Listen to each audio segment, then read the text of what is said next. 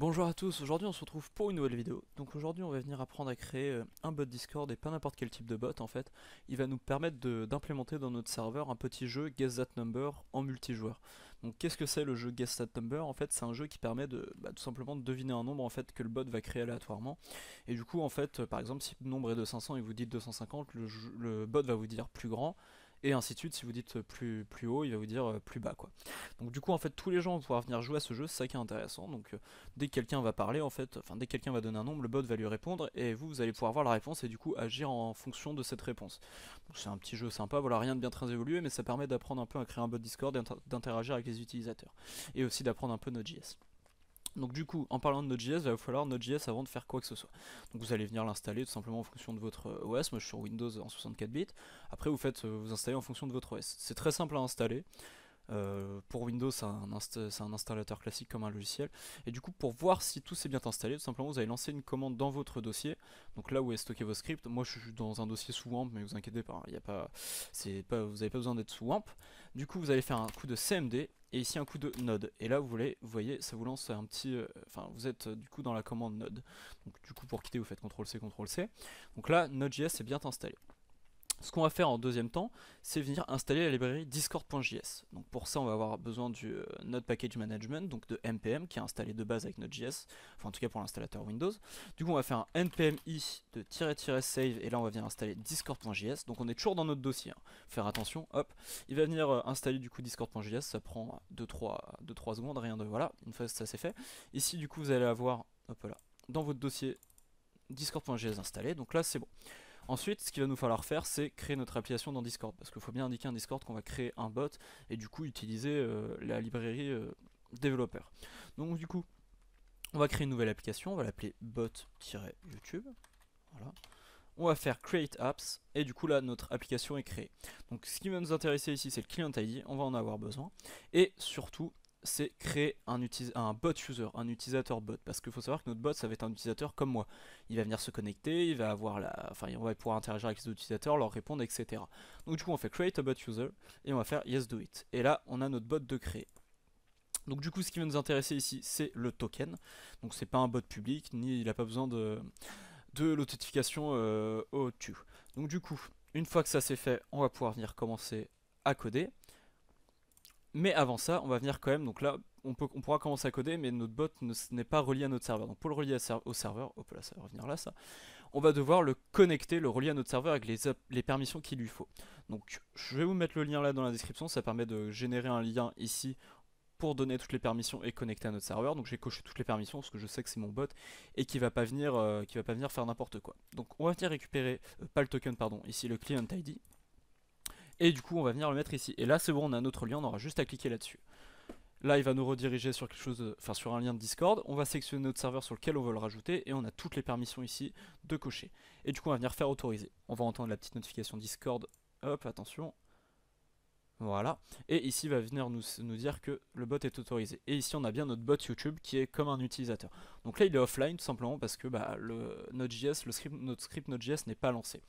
Du coup, on va pouvoir venir ici commencer à coder donc sur notre Sublime Text. On va venir créer un nouveau fichier qu'on va appeler index.js.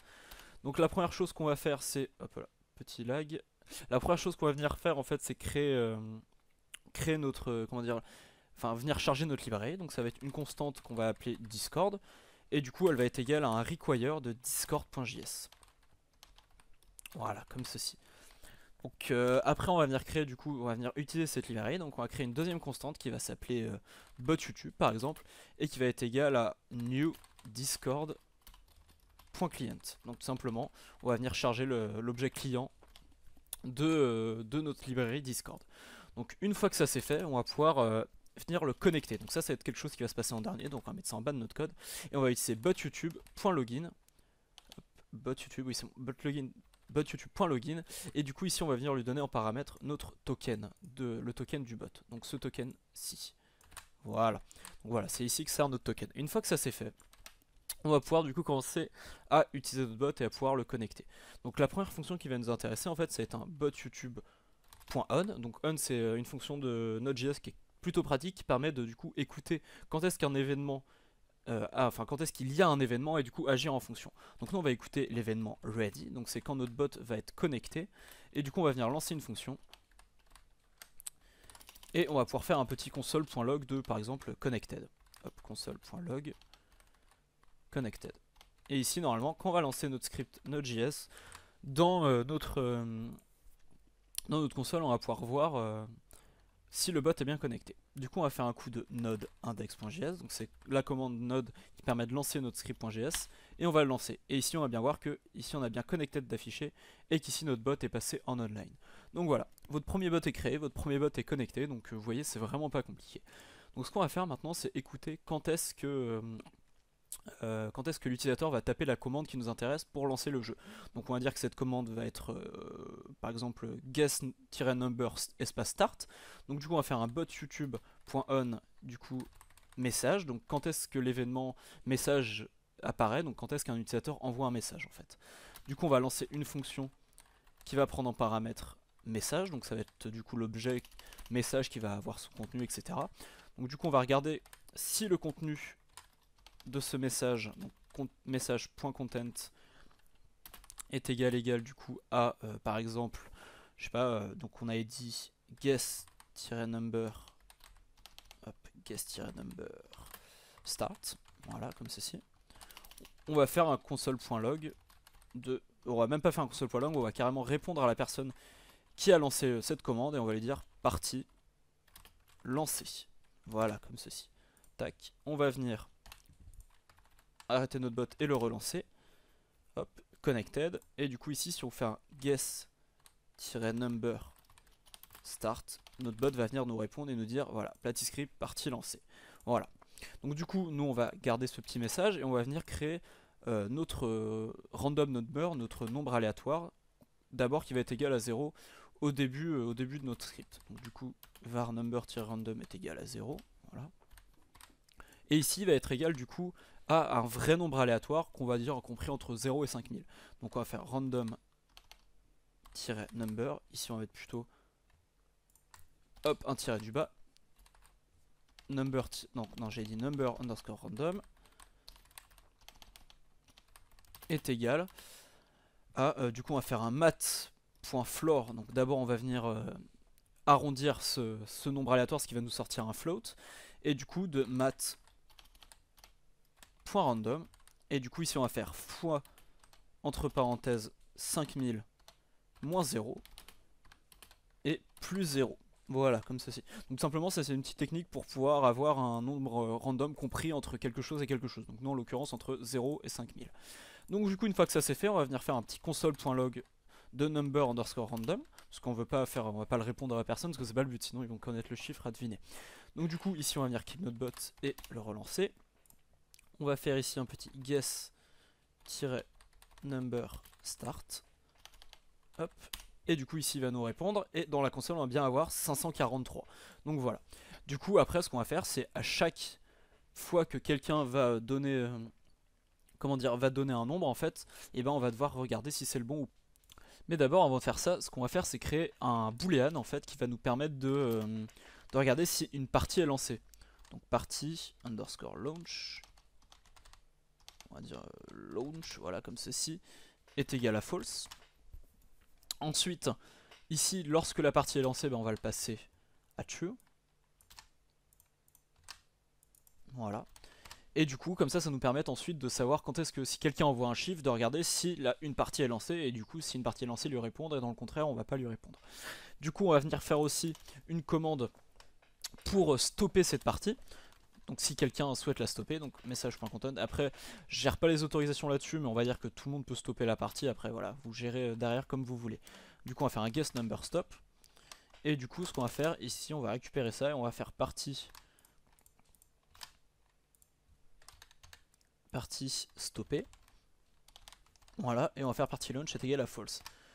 If, du coup, on va regarder if partie launch est égal à true, tout simplement. Parce que ça sert à rien de stopper une partie s'il n'y en a pas. Du coup, est égal à true. Et ici on va mettre notre code. Et sinon on va dire il n'y a pas de partie de lancer. Else. Hop. On va venir récupérer notre message reply. Voilà. Et on va dire il n'y a pas de partie. il n'y a pas de partie en cours. Voilà. Et du coup, on va venir, encore une fois qu'il notre bot est le relancer, on va pouvoir d'abord tester guess-number stop. Il n'y a pas de partie en cours. Oula, je me suis trompé d'ailleurs, j'ai mis. Hop, il n'y a pas. Si on vient faire un guess-number start, on a bien notre partie de lancer. Et du coup, si on revient faire un guess-number stop, il va bien nous arrêter la partie. Partie stoppée. Voilà. Donc voilà, notre entre guillemets système d'administration est fait pour pouvoir gérer ou pas, pour gérer les parties, les stopper, les lancer, etc. Donc nous, du coup, ce qu'on va faire, c'est maintenant regarder quand est-ce que quelqu'un soumet un chiffre et du coup pouvoir lui répondre ou pas. Donc du coup, on va regarder donc si une partie est lancée.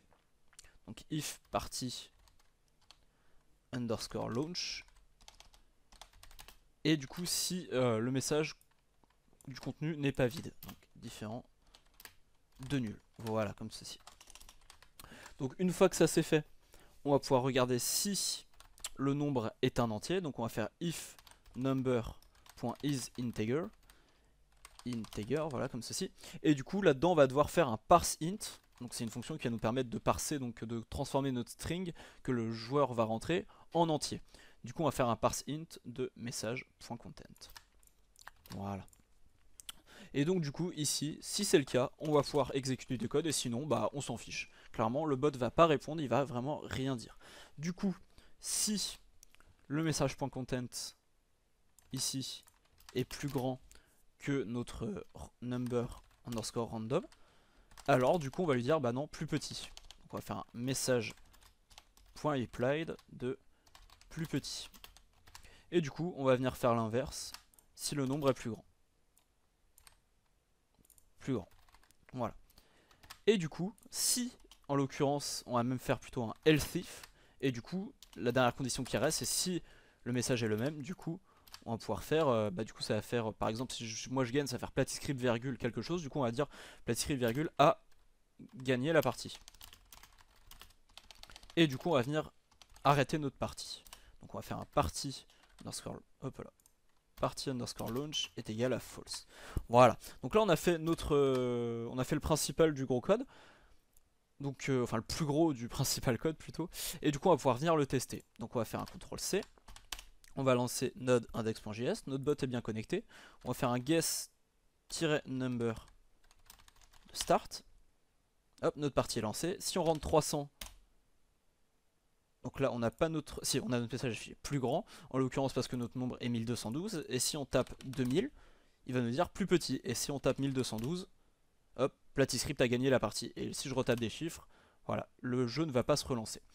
Donc voilà, notre système est fait, donc vous voyez c'est vraiment pas compliqué, là ça fait 13 minutes de vidéo, c'est vraiment très rapide à faire, c'est quelque chose de pas compliqué. Donc imaginons en amélioration, pourquoi pas rajouter un petit système qui stocke dans un fichier texte ou même dans une base de données, c'est comme vous voulez, si vous n'avez pas de base de données c'est pas grave. Stocker dans un fichier texte par exemple les scores de tout le monde pour pouvoir les garder et du coup chaque personne qui gagne gagnera un point. Et du coup bah ça permet d'avoir un petit leaderboard quoi. Donc bah ça sera tout pour cette vidéo. Si vous avez aimé la vidéo, hein, n'hésitez pas à laisser un petit like, un commentaire si vous avez des idées d'amélioration ou même si vous n'avez pas compris quelque chose ou d'autres idées de vidéo, pourquoi pas faire pour un bot Discord, ça pourrait être très intéressant. Donc bah moi je vous dis à une prochaine vidéo et puis allez, salut tout le monde.